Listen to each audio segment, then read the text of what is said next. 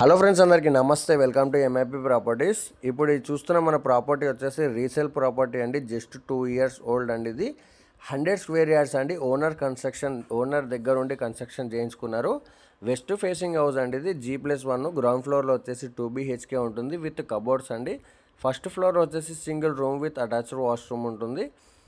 మొత్తం కంప్లీట్గా దగ్గరుండి కబోర్డ్ వర్క్ కూడా చేయించుకున్నారండి. దీనికైతే మనకి water connection, drainage connection plus house number కూడా అవైలబుల్ ఉందండి దీనికి.